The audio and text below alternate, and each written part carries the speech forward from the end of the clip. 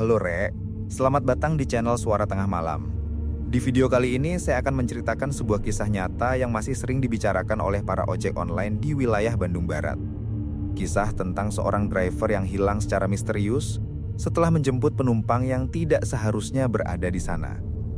Sebuah cerita yang dikenal dengan tragedi sunyi jalur Cihideng. Siapkan diri kalian, karena setelah mendengar kisah ini, mungkin kamu akan berpikir dua kali kalau harus lewat jalur itu di malam hari. Aku cerita iki pelan-pelan, Rek. Soalnya sampai sekarang nek aku nginget kejadian iki, bulu kuduku langsung berdiri. Sumpah, ini bukan cerita bikin-bikin, bukan legenda yang dilebih-lebihin, tapi pengalaman beneran yang kejadian tahun lalu pas aku ikut temenku kerja di Sukabumi. Waktu itu aku diajak sama temenku, namanya Raka.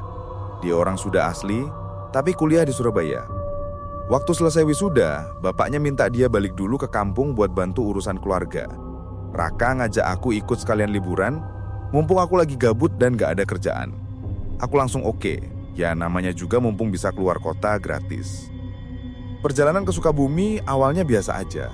Kami naik motor dari Bandung, jalan lewat desa-desa yang hawanya dingin, anginnya enak banget, dan pemandangannya sawah semua. Tapi semakin masuk ke daerah yang Raka bilang kampung lamanya, suasananya makin aneh. Jalanan makin sepi, rumah-rumah makin jarang. Dan entah kenapa pohon-pohon di pinggir jalan itu rasanya kayak merhatiin kita. Aku sudah mulai keringet dingin padahal, hawanya sejuk banget. Rak, iki kok sepi yo? Tanyaku sambil nyari-nyari suara manusia. Raka cuma senyum kecut. Iyo, desa terakhir sebelum kampungku memang terkenal sepi. Tapi aman kok. Aman kata siapa? Wong aku ngeroso dari tadi ada yang ngikutin. Beneran, Rak. Kayak ada langkah kaki di rerumputan pinggir jalan. Kadang terdengar dedaunan geser, kayak ada yang sembunyi. Aku sampai nengok ke belakang beberapa kali, tapi kosong. Waktu itu aku masih mikir mungkin cuma perasaan. Kami sampai di rumah keluarga Raka hampir maghrib. Rumahnya model rumah kayu lama, ada pekarangan luas dan di belakangnya langsung hutan. Ibunya baik banget, bapaknya sopan, tapi dari cara mereka ngomong, aku ngerasa ada sesuatu yang mereka sembunyiin. Malam pertama aku tidur di ruang tengah, karena kamar di sana cuma 2. Rumahnya dingin banget, padahal aku terbiasa tidur di kamar kos Surabaya yang panasnya kayak neraka. Pas tengah malam aku kebangun karena denger suara kayak orang jalan pelan banget di teras depan. Bukan suara kucing, bukan suara ayam, tapi jelas banget langkah kaki manusia. Tuk, tuk, tuk. Aku coba merem lagi, tapi suara itu makin lama makin dekat. Kayak berhenti tepat di depan pintu utama. Aku nahan napas, Rek. Aku kira itu bapaknya Raka keluar buat ngecek sesuatu. Tapi tiba-tiba suara langkah itu lanjut lagi, tapi melewati samping rumah, dan diikuti suara kain panjang keseret. Kayak ada seseorang pakai jubah panjang banget. Aku langsung merinding, tapi akhirnya ketiduran juga saking capeknya. Besok paginya, waktu sarapan, aku cerita sama Raka. Rak, tadi malam ada yang lewat depan rumahmu. Siapa? Dia langsung diem, mukanya berubah. Ibunya cuma bilang, oh, itu biasa. Di sini suka ada orang lewat malam-malam. Tapi cara beliau ngomong bikin aku makin gak enak. Seolah-olah itu bukan orang. Setelah sarapan, Raka bilang mau ajak aku ke desa sebelah buat ambil dokumen yang diperlukan bapaknya. Desa itu katanya cuma 1 jam jalan kaki lewat hutan kecil. Katanya dulu desa itu rame, tapi sekarang banyak yang pindah. Aku manut aja. Kami berjalan lewat hutan kecil. Awalnya biasa, tapi makin jauh, suasananya mulai aneh. Nggak ada suara burung sama sekali. Padahal biasanya hutan itu selalu ada suara. Terus tiba-tiba, kami sampai ke sebuah tempat yang aku gak tahu harus jelasin bagaimana. Isi desanya lengkap, rumah-rumah berdiri. Ada tiang bendera, ada sawah yang sudah mengering. Cuma semuanya seperti ditinggal mendadak. Rumahnya terbuka semua, meja makan masih ada piring. Ada sendal-sendal berserakan, kayak orang-orangnya kabur tergesa-gesa. Halah Rak, iki opo Rak? Kataku pelan. Raka juga geleng. Ini desa dulu yang rame, tapi katanya 1 malam semua warganya hilang. Aku langsung merinding sampai ujung kaki. Kami masuk salah satu rumah. Rumah itu gelap, berdebu, tapi ada bekas kehidupan yang jelas. Ada mainan anak yang jatuh, kursi terbalik, Jendela pecah. Udara di dalam bau apek bercampur tanah. Aku lihat satu hal yang bikin napasku berhenti. Di tembok ruang tamu ada cap tangan. Bukan cap tangan normal, tapi tangan tanpa jari, kayak telapak tangan bulat. Aku bilang ke Raka, "Rak, iki tangan opo, Rak?" Dia semakin pucat. Kami mutusin keluar karena suasana rumah itu makin bikin sesak. Tapi waktu kami keluar, aku lihat sesuatu dari kejauhan. Di ujung desa, ada sesuatu yang berdiri. Tinggi, kurusan, kepalanya botak. Dan yang bikin aku hampir pingsan adalah wajahnya nggak ada. Beneran, polos kayak kain putih tanpa mata, tanpa hidung, tanpa mulut. Aku langsung tarik tangan Raka. "Rak, lari Rak." Tapi pas kami lari, dari arah lain muncul lagi dua sosok sama persis. Dari sisi kiri muncul lagi satu.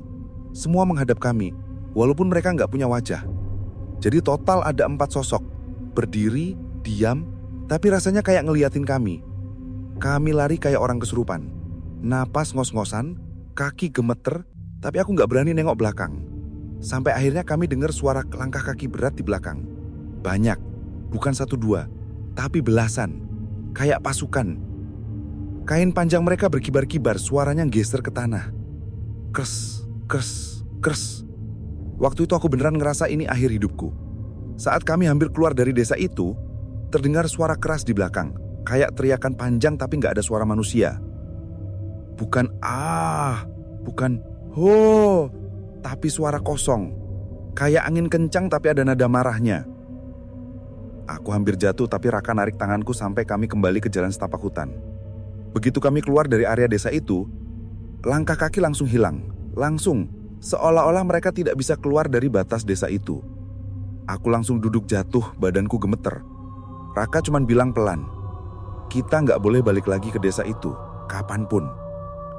Setelah kami keluar dari batas desa itu, aku masih duduk di tanah sambil megap-megap. Tanganku gemeter banget sampai kayak orang masuk angin berat. Badanku dingin padahal matahari siang itu lumayan terik. Aku ngeliat Raka, dia juga masih pucat kayak nggak ada darahnya. "Rak, iku tadi opo rek? Kenapa bisa ono makhluk begitu?" Raka nggak langsung jawab. Dia cuma duduk sambil nutup wajahnya, bernapas panjang. Lama banget dia diem, sampai aku mikir dia mau pingsan. Akhirnya dia ngomong pelan. Aku belum pernah lihat langsung bro. Cuma pernah dengar cerita dari orang sini." Aku langsung nyeletuk. "Cerita apaan?" Dia tengok kiri kanan, padahal cuma ada pepohonan. Suasananya sunyi banget, kayak suara angin pun takut masuk. Pelan dia lanjut. "Desa itu katanya dulu tempat pasukan khusus zaman dulu latihan. Tapi suatu malam ada kejadian aneh. Mereka semua hilang tanpa jejak. Bukan mati, bukan kabur, hilang. Terus sejak itu, tiap orang yang masuk desa itu pasti ngelihat pasukan tanpa wajah." Aku langsung merinding lagi. Kami akhirnya bangun dari tanah dan pelan-pelan berjalan pulang ke rumah Raka. Langkah kami berat banget, rasanya kayak baru habis dikejar satu kampung. Sepanjang jalan aku terus nengok belakang, takut ada yang ngikutin. Tapi hutan itu sunyi banget. Gak ada suara langkah kaki, gak ada suara dedaunan gerak. Kayak semua makhluk hidup di sana takut bersuara. Pas kami sampai di rumah, ibunya Raka langsung kaget lihat kami pucat kayak orang ketemu malaikat maut. "Kalian dari mana?" Katanya langsung panik. Raka jawab, "Bu, kami ke desa seberang."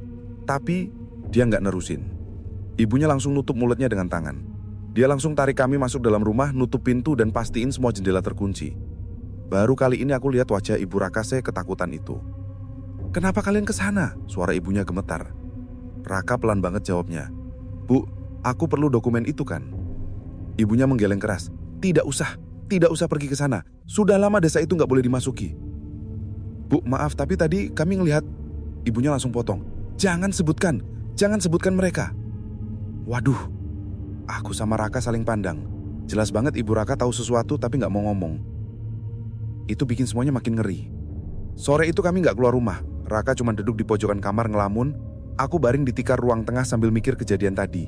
Nggak masuk akal, tapi jelas aku lihat sendiri. Kepala tanpa muka itu, kain panjangnya yang geser di tanah, langkah banyak orang tapi kakinya nggak jelas.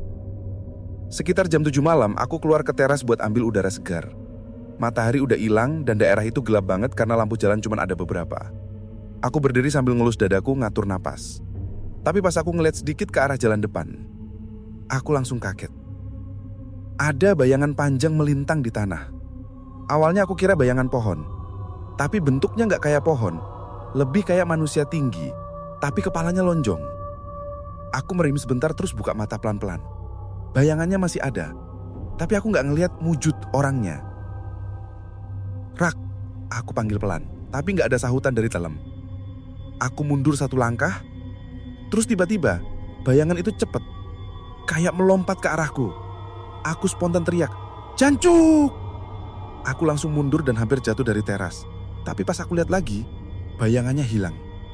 Kosong, gak ada apa-apa. Tapi aku yakin banget, itu tadi bukan halusinasi. Aku buru-buru masuk ke dalam rumah sambil nutup pintu keras.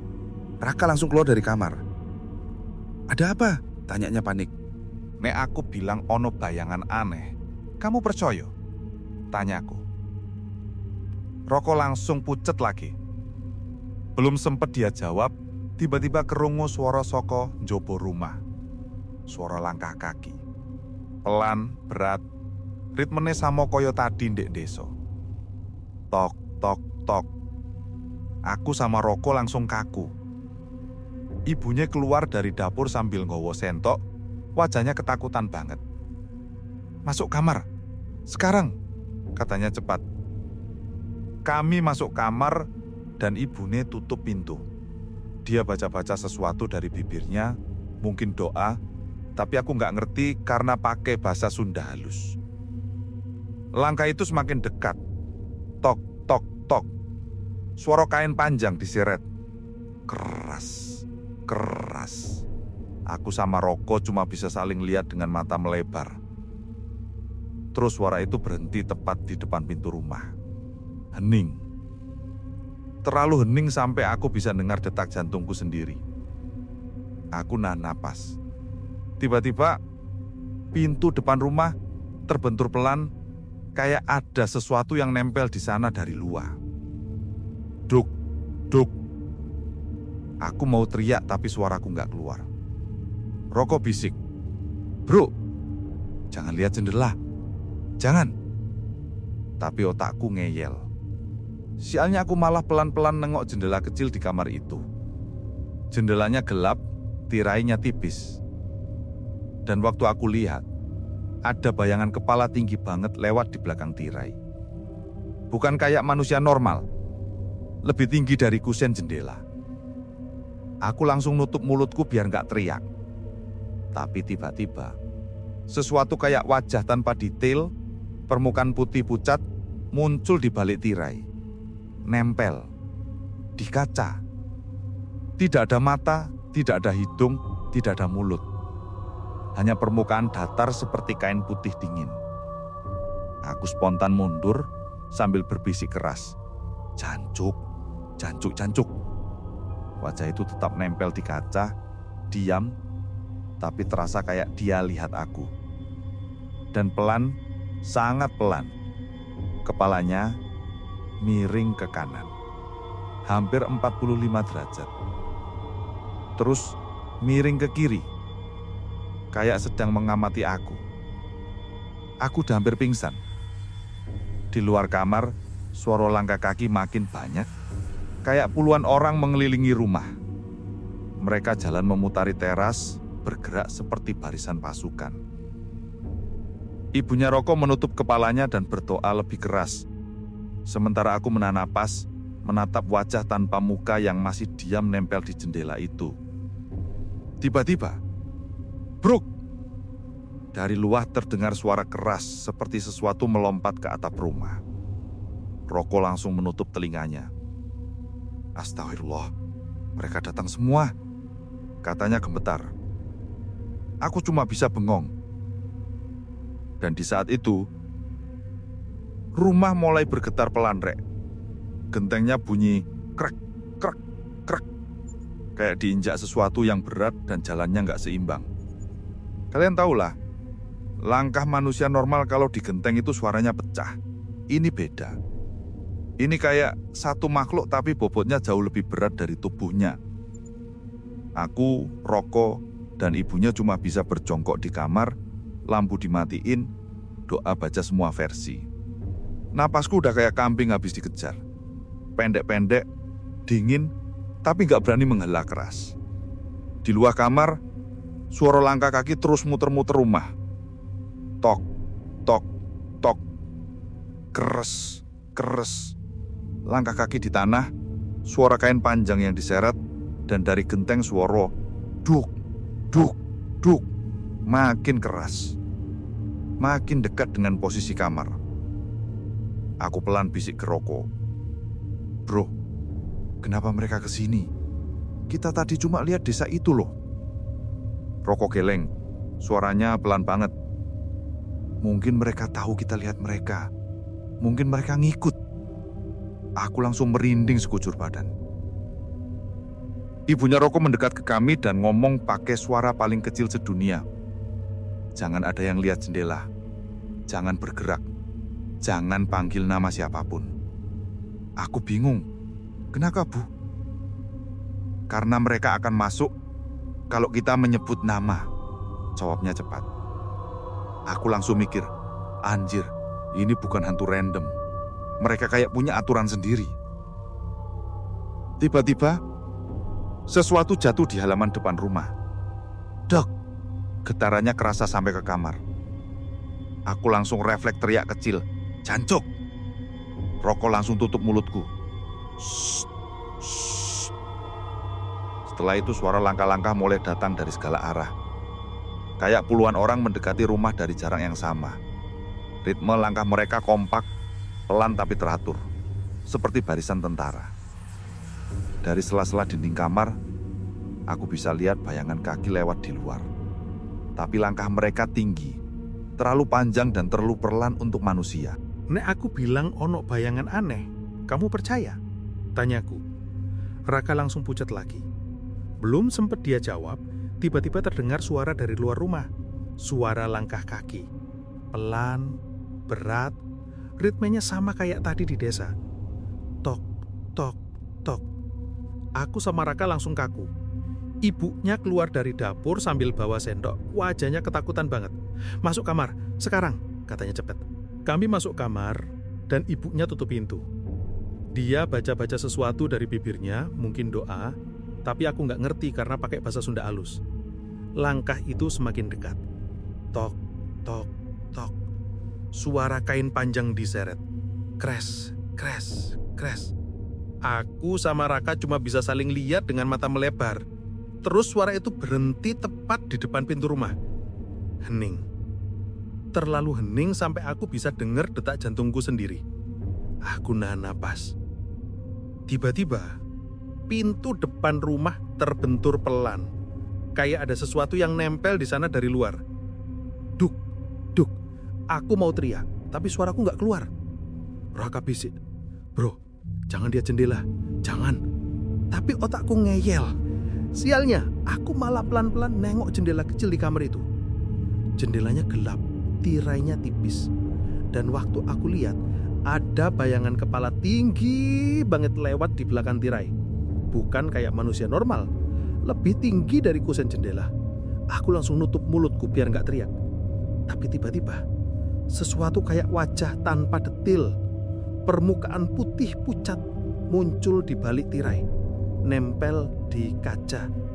Tidak ada mata, tidak ada hidung, tidak ada mulut, hanya permukaan datar seperti kain putih dingin. Aku spontan mundur sambil berbisik keras, "Nyancok, nyancok, nyancok." Wajah itu tetap nempel di kaca, diam, tapi terasa kayak dia lihat aku. Dan pelan, sangat pelan, kepalanya miring ke kanan, hampir 45 derajat. Terus miring ke kiri, kayak sedang mengamati aku. Aku udah hampir pingsan. Di luar kamar suara langkah kaki makin banyak. Kayak puluhan orang mengelilingi rumah. Dengar mereka jalan memutari teras, bergerak seperti barisan pasukan. Ibunya Raka menutup kepalanya dan berdoa lebih keras. Sementara aku menahan napas, menatap wajah tanpa muka yang masih diem nempel di jendela itu. Tiba-tiba, bruk, dari luar terdengar suara keras seperti sesuatu melompat ke atap rumah. Raka langsung menutup telinganya. Astagfirullah, mereka datang semua, katanya gemetar. Aku cuma bisa bengong. Dan di saat itu, rumah mulai bergetar pelan, seperti ada sesuatu berat jalan di atas genteng. Langkah kaki di atap. Duk, duk, duk. Aku gak berani lihat ke atas. Karena aku tahu, pasukan tanpa wajah itu sudah di atas kami. Malam itu rasanya kayak jam terpanjang dalam hidupku. Rumah itu bergetar pelan, Rek. Gentengnya bunyi krek, krek, krek. Kayak diinjak sesuatu yang berat dan jalannya gak seimbang. Kalian tahu lah ya, langkah manusia normal kalau di genteng, itu suaranya pecah. Ini beda. Ini kayak satu makhluk, tapi bobotnya jauh lebih berat dari tubuhnya. Aku, Raka, sama ibunya cuma bisa berjongkok di kamar. Lampu dimatiin, doa wacoco barang dari semua versi. Napasku udah kayak kambing habis dikejar, pendek-pendek, dingin tapi nggak berani menghela keras. Di luar kamar, suara langkah kaki terus muter-muter rumah. Tok, tok, tok, kres, kres. Langkah kaki di tanah, suara kain panjang yang diseret, dan dari atap suara duk, duk, duk, makin keras makin dekat dengan posisi kamar. Aku pelan bisik ke Raka. Bro, kenapa mereka kesini? Kita tadi cuma lihat desa itu loh. Raka geleng, suaranya pelan banget. Mungkin mereka tahu kita lihat mereka. Mungkin mereka ngikut. Aku langsung merinding sekujur badan. Ibunya Raka mendekat ke kami dan ngomong pakai suara paling kecil sedunia. Jangan ada yang lihat jendela. Jangan bergerak. Jangan panggil nama siapapun. Aku bingung. Kenapa, Bu? Karena mereka akan masuk kalau kita menyebut nama. Jawabnya cepat. Aku langsung mikir, anjir, ini bukan hantu random. Mereka kayak punya aturan sendiri. Tiba-tiba, sesuatu jatuh di halaman depan rumah. Dak! Getarannya kerasa sampai ke kamar. Aku langsung refleks teriak kecil, "Njahanco!" Raka langsung tutup mulutku. Setelah itu suara langkah-langkah mulai datang dari segala arah. Kayak puluhan orang mendekat ke rumah dari jarak yang sama. Ritme langkah mereka kompak, pelan tapi teratur, seperti barisan tentara. Dari sela-sela dinding kamar, aku bisa lihat bayangan kaki lewat di luar. Tapi langkah mereka tinggi, terlalu panjang, dan terlalu pelan untuk manusia. Terus tiba-tiba jendela kamar kami berbunyi kruk kruk. Kayak ada yang narik tirai dari luar. Aku langsung merem, tapi aku dengar napas dingin. Kayak napas tapi gak ada suara bibir. Lebih kayak hembusan angin tapi teratur. Siale, aku malah refleks nengok jendela. Dan waktu aku nengok, sesuatu langsung muncul dari bawah jendela. Naik pelan kayak naik elevator. Awalnya cuma kelihatan kain panjang lusuh, terus bentuk kepala bulat, kepala botak, dan akhirnya permukaan wajah tanpa mata, tanpa hidung, tanpa apa-apa itu muncul lagi. Nempel di kaca, tepat di depan mukaku. Jancok! Aku langsung mundur jatuh ke belakang. Raka nutup mulutku sambil gemetar, tapi aku udah gak bisa ngontrol refleks waktu itu. Kepala itu masih nempel di kaca. Diem, tapi kepalanya agak miring ke kanan lagi kayak tadi. Kayak ngamatin aku. Tiba-tiba dari luar rumah terdengar suara lain. Suara yang lebih horor daripada langkah kaki mereka. Suara benturan keras seperti banyak orang nabrak dinding rumah pakai bahu mereka. Duk, duk, duk, duk. 4 arah sekaligus. Aku langsung panik. Bu, dheweke arep mlebu toh? Bu, mereka mau masuk. Ibunya Raka langsung panik. Mereka tidak bisa masuk kalau kita tidak memanggil nama atau membukakan jalan. Tiba-tiba dari depan rumah kedengaran suara laki-laki memanggil, "Roko, tolong bukain, ini ayah." Raka langsung kaget. Loh, itu suara bapak. Ibunya langsung megang wajah Raka keras-keras. Itu bukan bapakmu. Tapi suara itu makin jelas. Raka, cepet buka. Ayah kedinginan. Tolong, cepet nak. Suaranya lirih pelan, tapi nada-nadanya tepat kayak suara bapaknya Raka. Raka nangis kecil. Bu, itu beneran suara bapak. Ibunya makin keras ngomong, itu bukan bapakmu. Aku gemetar. Bu, kok bisa niru suara? Ibunya jawab, karena mereka bukan manusia. Tiba-tiba dari arah dapur terdengar suara lain. Suara perempuan. Roko, "Nak, sini ke ibu." Kali ini suaranya persis suara ibunya sendiri. Aku langsung merinding sampai rambut kaki pun berdiri. "Bu, suara itu persis nyindengan loh." Ibunya Raka langsung pucat tapi tetap tegas.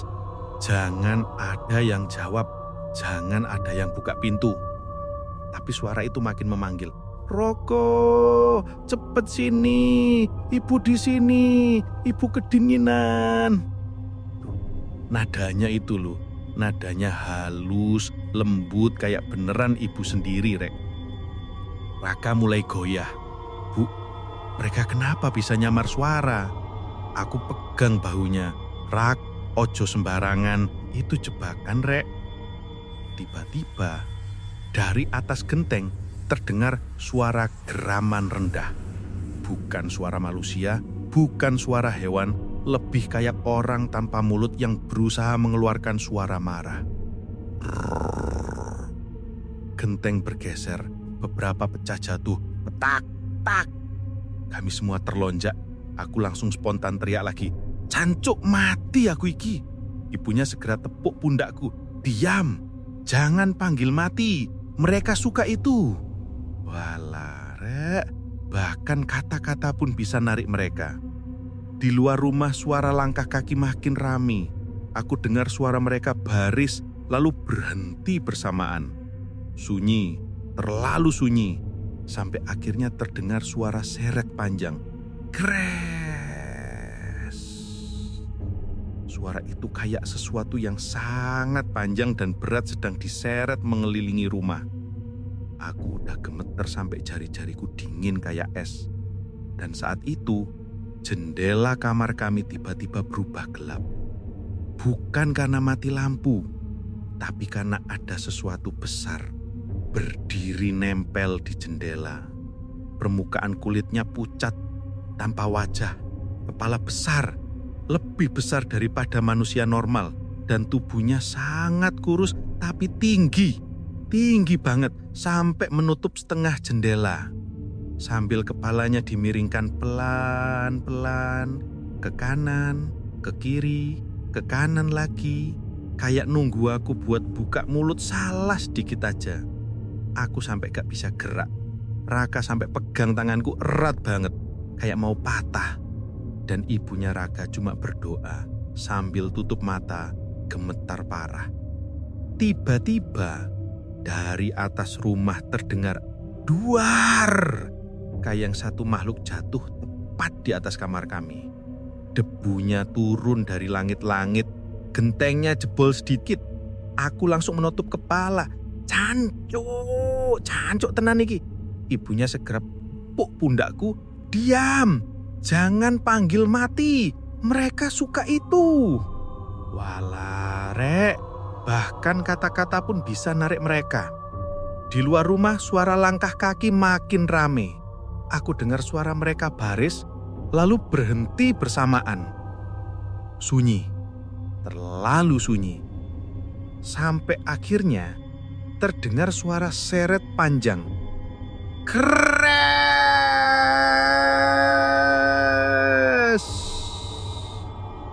Suara itu kayak sesuatu yang sangat panjang dan berat sedang diseret mengelilingi rumah. Aku udah gemeter sampai jari-jariku dingin kayak es. Dan saat itu, jendela kamar kami tiba-tiba berubah gelap. Bukan karena mati lampu, tapi karena ada sesuatu besar berdiri nempel di jendela. Permukaan kulitnya pucat, tanpa wajah. Kepalanya besar, lebih besar daripada manusia normal. Dan tubuhnya sangat kurus tapi tinggi banget, sampai menutup setengah jendela. Sambil kepalanya dimiringkan pelan-pelan ke kanan, ke kiri, ke kanan lagi. Kayak nunggu aku buat buka mulut salah sedikit aja. Aku sampai gak bisa gerak. Raka sampai pegang tanganku erat banget, kayak mau patah. Dan ibunya Raka cuma berdoa sambil tutup mata, gemetar parah. Tiba-tiba dari atas rumah terdengar duar, kayak satu makhluk jatuh tepat di atas kamar kami. Debunya turun dari langit-langit, gentengnya jebol sedikit. Aku langsung menutup kepala. Cancuk tenan iki. Suara itu udah tepat di atas kami. Dan tubuh besar itu perlahan menuruni jendela. Kayak mau masuk, padahal jendelanya tertutup rapat. Tapi kepala itu makin dekat. Makin dekat, sampai aku bisa ngelihat permukaan kulitnya yang kayak kain lembab. Dan tiba-tiba, makhluk itu berhenti, diem, lalu kepalanya bergerak seolah-olah mencium bau dari dalam kamar. Seperti tahu kami ada di situ. Aku yakin dia tahu. Malam saat mereka berusaha masuk, makhluk itu masih nempel di jendela, Rek. Kepala tanpa wajah itu makin dekat sampai jarak antara kami cuma tipis ditutup kaca. Tubuhnya diem, tapi auranya koyok ngisep hawa satu kamar. Ibunya Raka masih berdoa lirih. Raka megang tanganku kenceng banget dan aku sendiri udah gak bisa mikir jelas. Yang ada cuma rasa dingin merambat dari ujung jari sampai punggung. Tiba-tiba dari luar terdengar suara langkah-langkah lain mendekat. Pelan tapi pasti. Banyak banget. Kayak ada rombongan manusia berjalan dengan ritme bersamaan. Suara mereka kembali mengelilingi rumah. Tapi kali ini lebih cepat dan lebih agresif. Tok tok tok tok tok. Kres, duk duk duk. Aku langsung melongo. Rak, iki kok tambah rame, Rek. Raka menelan ludahnya sendiri. Mereka kumpul. Mungkin mau masuk bareng-bareng. Aku langsung nyeletuk, jancuk wes. Yowes lah, iki sak donyanya teko kabeh. Tiba-tiba jendela kamar bergetar keras. Makhluk itu menekan kepalanya ke kaca kayak mau nembus masuk. Kacanya bergetar, bunyinya tet koyok hampir pecah. Aku langsung mundur merayap sambil ngumpet dalam hati. Jancuk, iki nek pecah ya wes kiamat. Ibunya Raga berdiri lalu meletakkan sesuatu kecil di lantai. Kiriman kakeknya dulu katanya. Semacam batu pipih bertuliskan aksara Sunda kuno. Katanya itu buat ngunci ruang, semacam benteng pelindung. Dia bisik, selama batu ini ada di tengah kamar, mereka nggak bisa masuk. Tapi jangan ada yang nyebut nama, jangan ada yang buka mata kalau mereka panggil nanti. Aku langsung nanya, panggil apa, Bu? Ibunya jawab, mereka akan meniru suara siapapun yang kalian sayangi. Dan ternyata, belum sampai 2 detik setelah ibunya ngomong, suara dari luar mulai berubah. Tiba-tiba ada suara perempuan nangis, lembut, terdengar sangat manusia.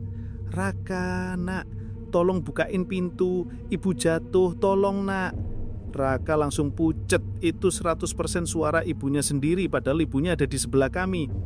Aku pegang bahunya, Rak, ojo dibales Rek, itu bukan ibumu.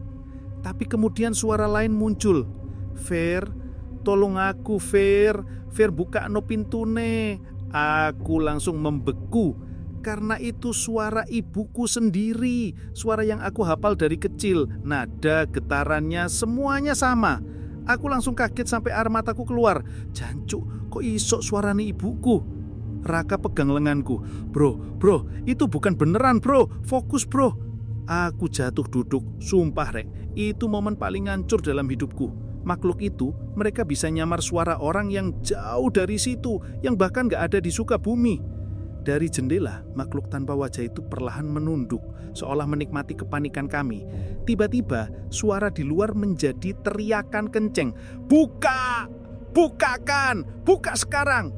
Rumah bergetar, seperti dihantam puluhan tangan dari luar. Dinding kamar retak sedikit.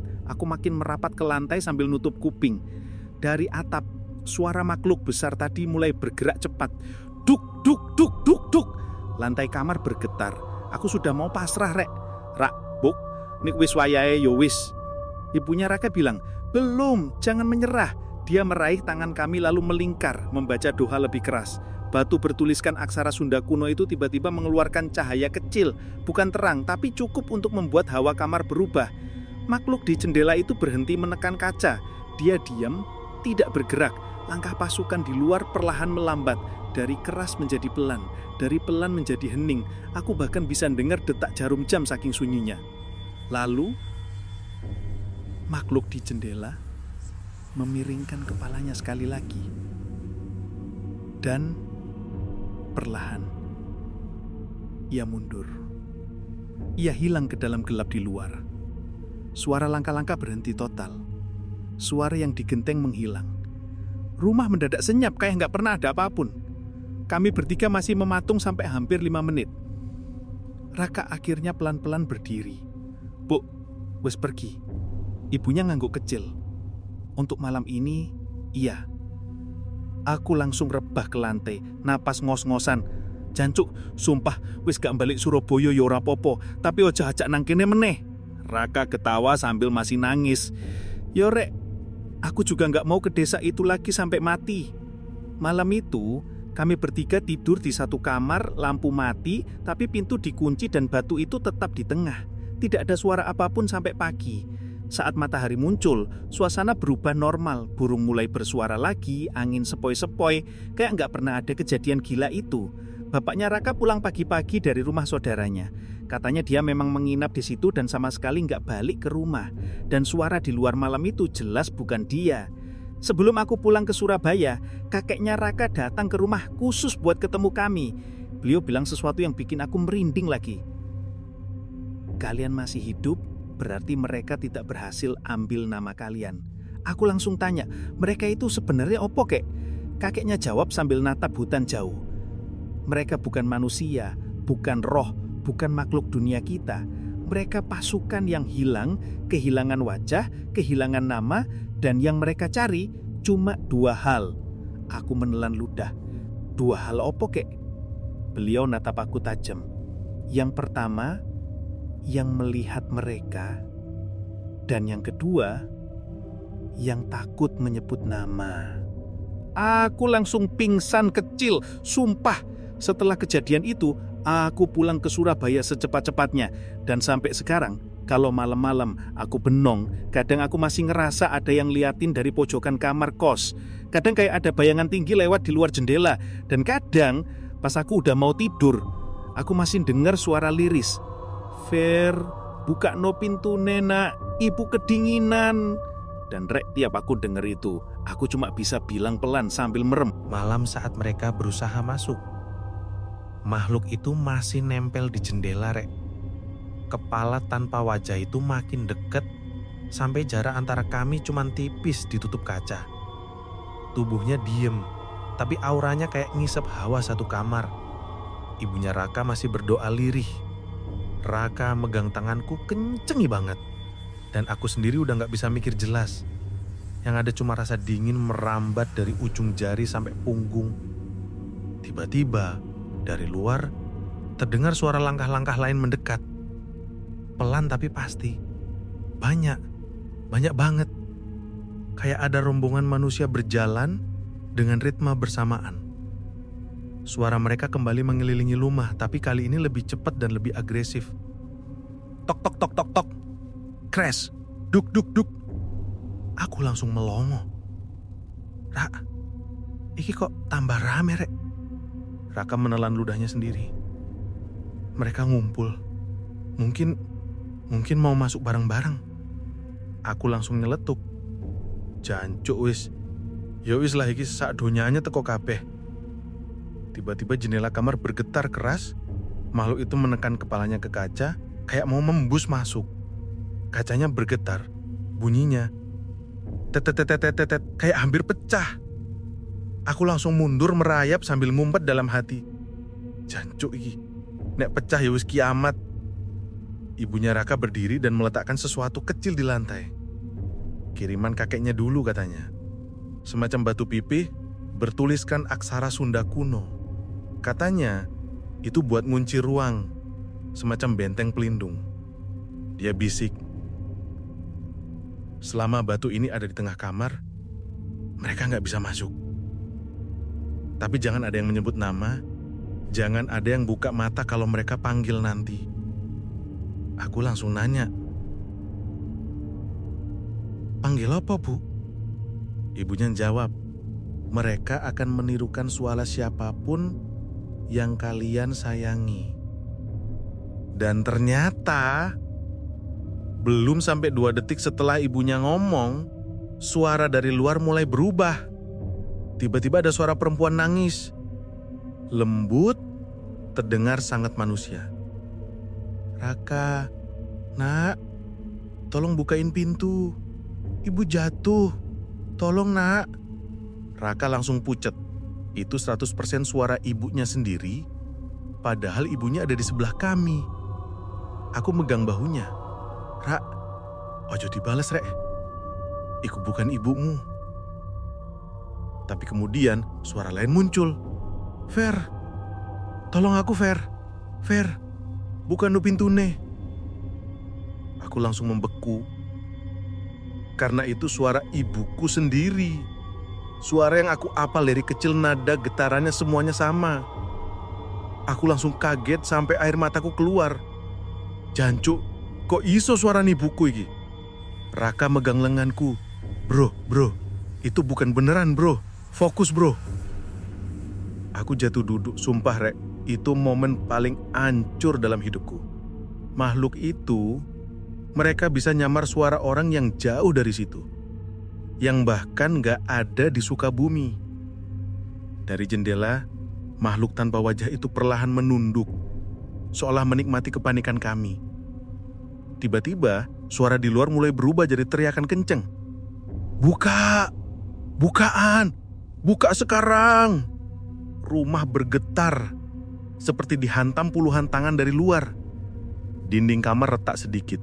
Lalu, makhluk di jendela memiringkan kepalanya sekali lagi. Dan perlahan, ia mundur. Ia hilang ke dalam gelap di luar. Suara langkah-langkah berhenti total. Suara yang digenteng menghilang. Rumah mendadak senyap, kayak tidak pernah ada apapun. Kami bertiga masih mematung sampai hampir 5 menit. Raka akhirnya pelan-pelan berdiri. "Bu, wes pergi?" Ibunya mengangguk kecil. "Untuk malam ini, iya." Aku langsung rebah ke lantai, napas ngos-ngosan. "Jancuk, sumpah, wes gak balik Surabaya ya ora apa-apa, tapi ojo ajak nang kene meneh." Raka ketawa sambil masih nangis. "Yo Rek, aku yo gak mau ke desa itu lagi sampai mati." Malam itu kami bertiga tidur di satu kamar. Lampu mati, tapi pintu dikunci, dan batu itu tetap di tengah. Tidak ada suara apapun sampai pagi. Saat matahari muncul, suasana berubah normal. Burung mulai bersuara lagi, angin sepoi, kayak nggak pernah ada kejadian gila itu. Bapaknya Raka pulang pagi-pagi dari rumah saudaranya. Katanya dia memang menginap di situ dan sama sekali nggak balik ke rumah. Dan suara di luar malam itu jelas bukan dia. Sebelum aku pulang ke Surabaya, kakeknya Raka datang ke rumah khusus buat ketemu kami. Beliau bilang sesuatu yang bikin aku merinding lagi. "Kalian masih hidup, berarti mereka tidak berhasil ambil nama kalian." Aku langsung tanya, "Mereka itu sebenarnya opo, Kek?" Kakeknya jawab sambil natap hutan jauh. "Mereka bukan manusia, bukan roh, bukan makhluk dunia kita. Mereka pasukan yang hilang, kehilangan wajah, kehilangan nama. Dan yang mereka cari cuma 2 hal." Aku menelan ludah. "2 hal opo, Kek?" Beliau menatapku tajam. "Yang pertama, yang melihat mereka. Dan yang kedua, yang takut menyebut nama." Aku langsung pingsan kecil, sumpah. Setelah kejadian itu aku pulang ke Surabaya secepatnya. Dan sampai sekarang, kalau malam-malam aku bengong, kadang aku masih ngerasa ada yang ngeliatin dari pojokan kamar kos. Kadang kayak ada bayangan tinggi lewat di luar jendela. Dan kadang, pas aku udah mau tidur, aku masih dengar suara lirih. "Fir, bukain pintu nenak, ibu kedinginan." Dan Rek, tiap aku denger itu, aku cuma bisa bilang pelan sambil merem, "Jancuk, aku gak ketipu meneh."